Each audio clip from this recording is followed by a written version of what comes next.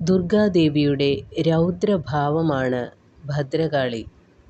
അസുരന്മാരെ നിഗ്രഹിക്കുവാനായി രൂപം കൊണ്ട ഉഗ്രരൂപിണി. അജ്ഞാനത്തെ നീക്കം ചെയ്ത് ജ്ഞാനത്തെ നൽകി ലോകത്തിനെ രക്ഷിക്കുക എന്നുള്ളതാണ് ദുർഗയുടെ രൗദ്രഭാവമായ ഭദ്രകാളിയുടെ ധർമ്മം.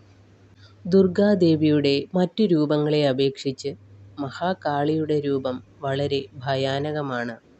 പക്ഷേ തൻ്റെ മക്കളെ ചേർത്ത് പിടിക്കുന്ന അമ്മ മക്കൾ ഏത് കാര്യം പറഞ്ഞാലും അത് സാധിച്ചു തരും. ഭദ്രകാളി ഉപാസനയിലൂടെ എന്തും നേടാൻ സാധിക്കും.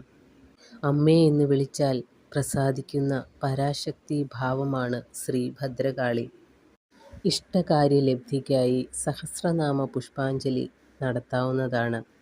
12 ചൊവ്വാഴ്ച അല്ലെങ്കിൽ 12 വെള്ളിയാഴ്ച, അതുമല്ലെങ്കിൽ വഴിപാടുകാരൻ്റെ മാസം തോറുമുള്ള നാൾ വരുന്ന ദിവസം ഈ വഴിപാട് ചെയ്യാവുന്നതാണ്.